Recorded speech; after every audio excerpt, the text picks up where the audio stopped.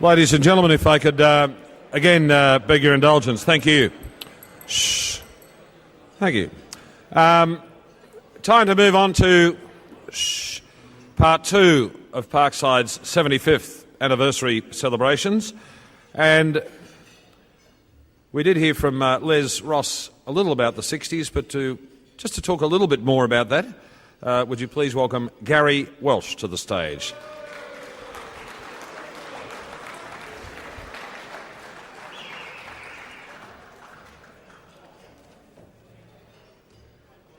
There you go, mate. Well, this is sure a surprise. I haven't done my homework, so please bear with me. The 60s was an era where we were a family. We played together, we drank together, we mucked up together, and the biggest thing I can remember from those years were being in the rooms. We're all there, and then we'd wait till we got kicked out the rooms, and then we'd say, who are we going back to, whose house we go back tonight? It'd be Frank Luscombe's, it'd be Ray Ford's, it'd be Bill McNamara, Norm Willoughby, myself, and that's where we were. And we'd leave there 3, 4 in the morning, poleaxed, and it was fantastic. Fantastic years. And then we always had our Sunday mornings, our pleasant Sunday mornings, which is absolutely wonderful. The characters that have been through the club over the years is incredible. You couldn't go through them. I'd be here all day if I mentioned all the characters that used to turn up at the Sunday morning meeting. But the main thing with the 60s were that all of us played for nothing. And we give and we give. And it was not only our ability, we all loved the club. We would, every raffle that come around, we put in. Anything was going, every turn we went to.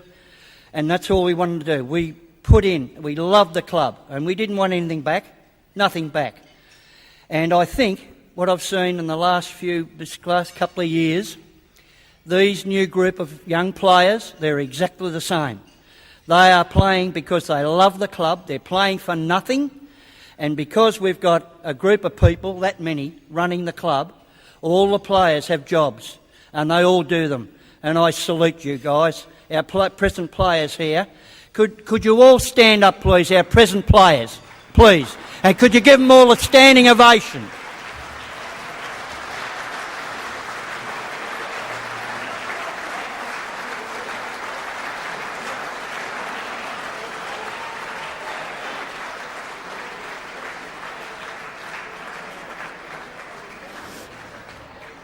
Honestly, guys, I love coming watching you because you give all you got. You leave nothing in the bin, and that's all we can ask. The other thing, quickly, the Tommy Guard and his family, could you please stand up? And could I have a standing ovation, please? And your family, come on. Come on.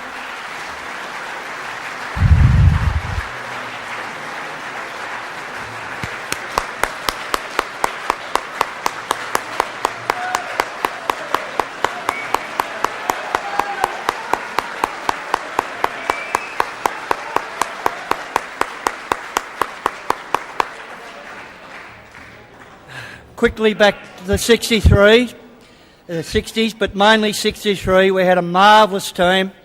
And Mick Drew, who was the greatest coach of all time, was in charge.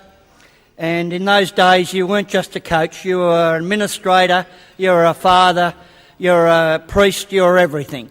And Mick, it was always back to Mick's place after a game or whenever. His place was open 24/7, every day, every night. You could call into Mick Drew and talk footy with him. He was just an exceptional, and his family, exceptional. So that was the 60s era. Now, I wanted to just touch on the greatest men I've ever met, and no one will ever come near them, is the man that instigated this club. When I first went there as a 17-year-old, 1957, as a hairy-ass lad, as they say, these guys not only looked after you, coaching you, guiding you, like you'd come in from training and they'd say, what do you want for tea tonight? And I'd say, what do you mean? Do you want a mixed grill or do you want this or you want that? I said, well, how good's this place? So they'd say, all right, mixed grill. So you have your shower, come back in, and you come out and your mixed grill was there ready to take. And then the best part come, when you'd finished your tea and you'd be sitting down in the rooms there, and these men would sidle over beside you and they'd sit down and they'd say, how's everything going at home, Gary, all right? I say, yeah, terrific. Everything all right at work? Yeah, terrific. And that's what they were. They just weren't there for a football club. They were there to make people better people.